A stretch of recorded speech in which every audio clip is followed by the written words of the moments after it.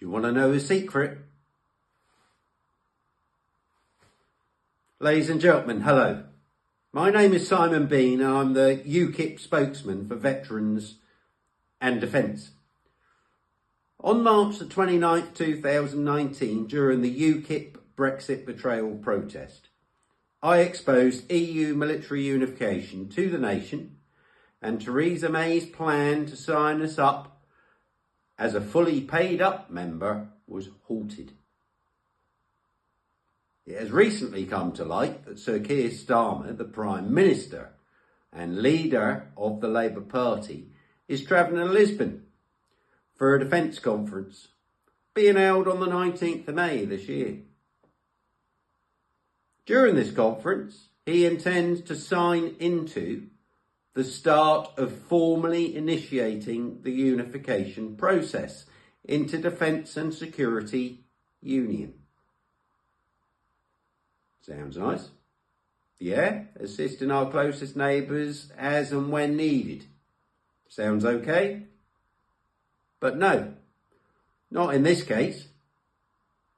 This is based upon the Lisbon Treaty of 2009 and guarantees the UK paying into the European Defence Fund.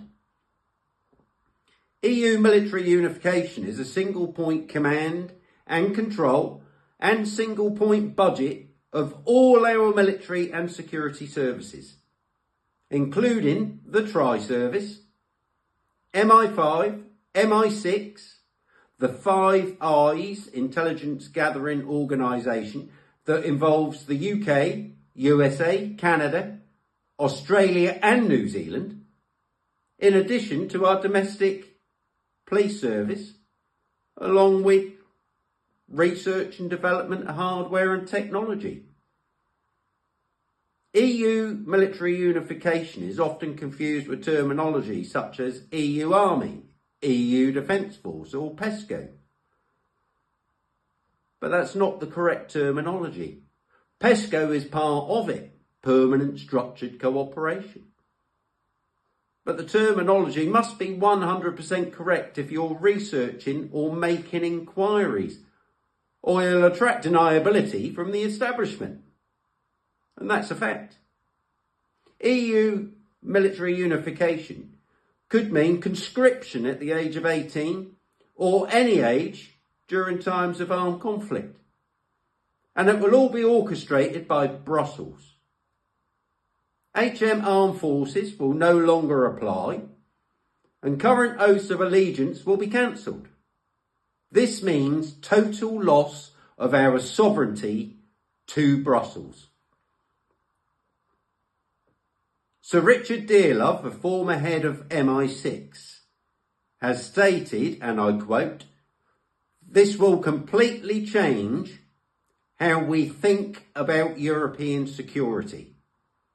And the one thing I am absolutely convinced of is to locate significant equities for European defence in Brussels would be a total disaster." End quote. So where's the king? Does the king even know?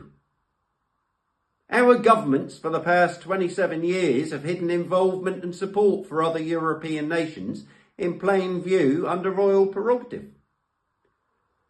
And as there's no current conversation in government about this signing on the 19th, Starmer's continuing to use that royal prerogative. Why is there no resistance to this in the House of Commons and the House of Lords? This is all about fulfilling the EU's ambitions. The EU's ambitions are everything. It's single point command, control, budget, and even single point EU appointed defence contracting and procurement. And none of it will be under the UK's control. A top civil servant, and I won't expose her at this time, has stated, quote unquote, "We can just proceed in. No need to trouble Parliament." In conclusion, the Prime Minister will have to explain or deny that there will be no loss of sovereignty in defence or security going forward with his so-called pact that he is engaging in with the EU.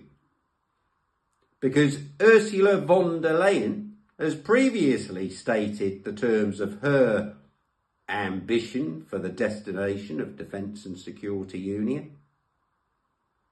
And to once more quote Sir Richard Dearlove, that ambition is everything. End quote. In other words, the EU wants control over all aspects of EU military unification.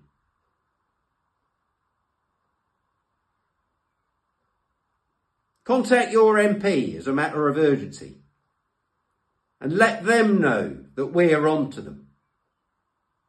And ask, so why isn't this being debated in Parliament?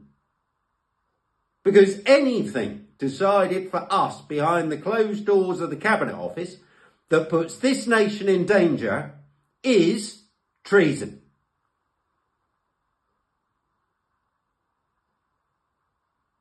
We have no time to lose, ladies and gentlemen. Thank you.